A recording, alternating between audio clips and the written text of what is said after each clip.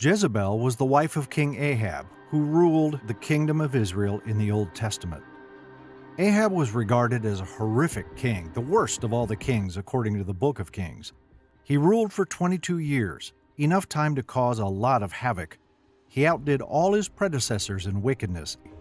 This was the man that Jezebel was married to. Jezebel was the daughter of the priest king Baal, ruler of the Phoenician cities of Tyre and Sidon. Her name in Phoenician meant primrose, but the same name in Hebrew, Jezebel, meant garbage, and this was how she was known. It was clear that she used Ahab to achieve her own evil ends and that he needed little persuading. This was the first time that a king of Israel had allied himself by marriage with a heathen princess. The rule of Jezebel. Jezebel persuaded Ahab to accept Baal, a nature god, after they married.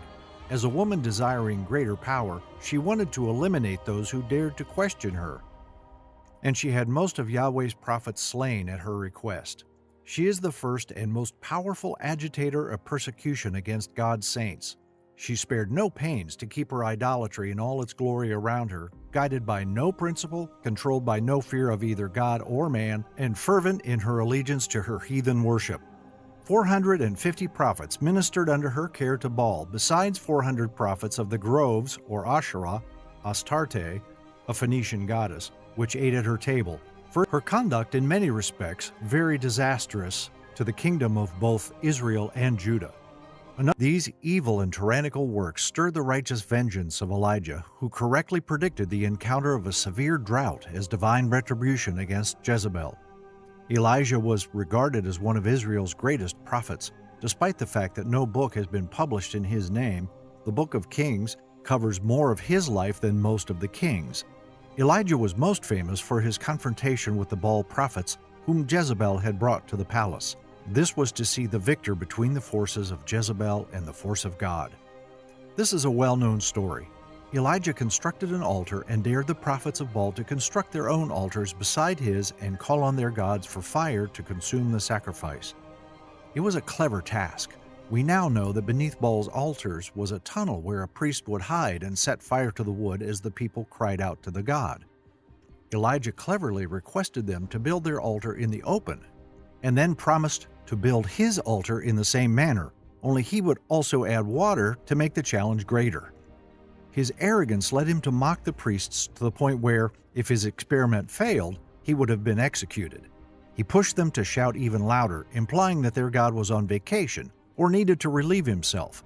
It was a critical moment in the northern tribe's history. The fire was sent by God, Elijah's sacrifice was consumed, and Israel saw who was truly powerful. Baal's prophets were defeated. There's an unlikely sequel to this great story. Jezebel threatened Elijah after learning of his victory and the deaths of her prophets.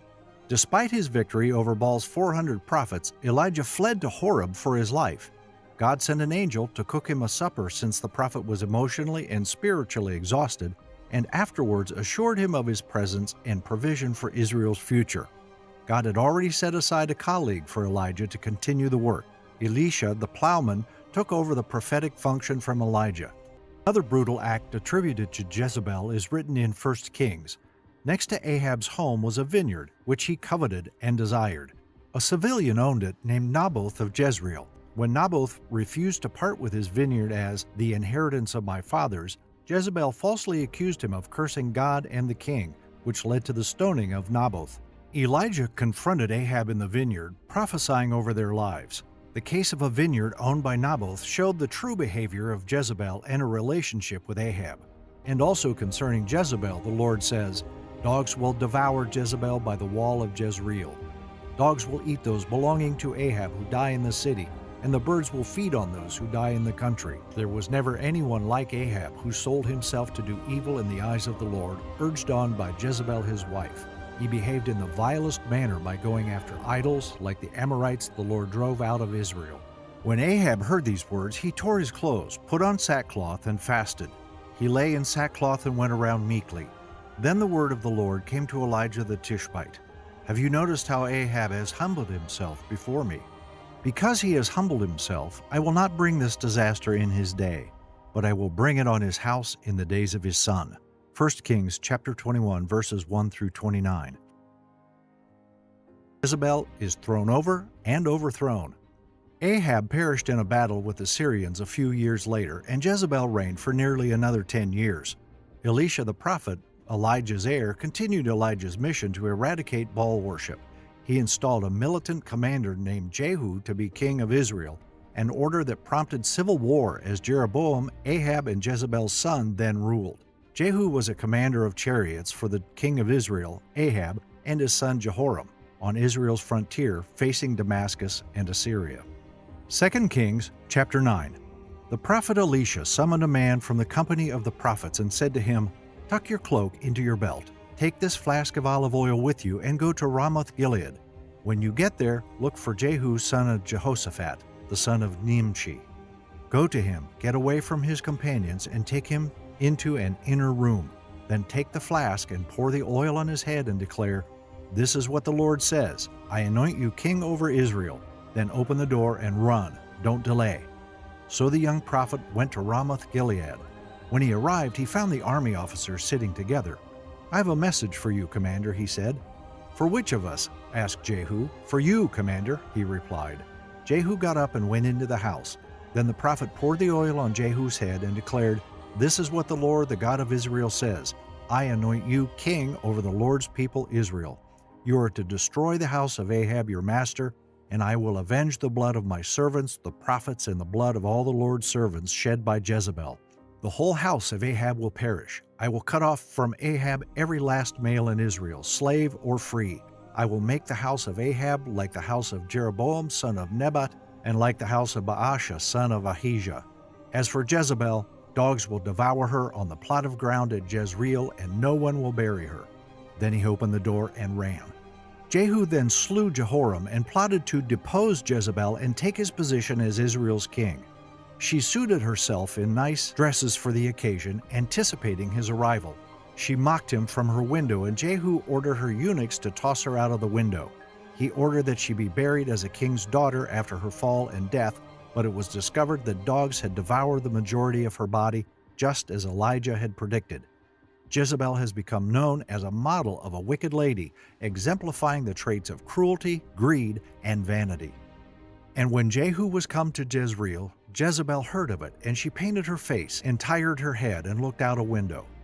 And as Jehu entered in at the gate, she said, "Had Zimri peace, who slew his master?" And he lifted up his face to the window and said, "Who is on my side? Who?" And there looked out to him 2 or 3 eunuchs. And he said, "Throw her down." So they threw her down, and some of her blood was sprinkled on the wall and on the horses, and he trode her underfoot. But when he was come in, he did eat and drink, and said, "Go, see now this cursed woman, and bury her, for she is a king's daughter." And they went to bury her, but they found no more of her than the skull and the feet, and the palms of her hands. Wherefore they came again and told him. And he said, "This is the word of the Lord, which he spake by his servant Elijah the Tishbite, saying, In the portion of Jezreel shall dogs eat the flesh of Jezebel." 2 Kings chapter 9, verses 30 through 36. Significance of Jezebel in the Bible.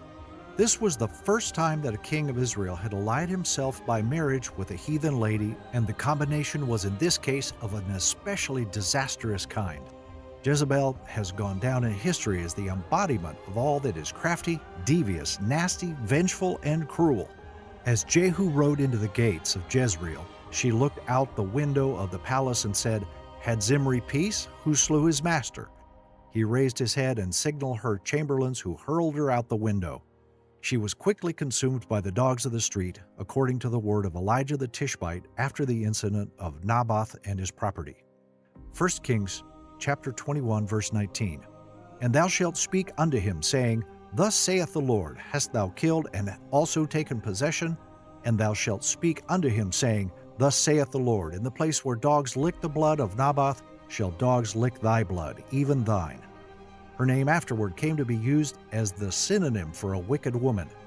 "Nevertheless, I have this against you. You tolerate that woman Jezebel, who calls herself a prophet. By her teaching she misleads my servants into sexual immorality and the eating of food sacrificed to idols." Revelation chapter 2, verse 20.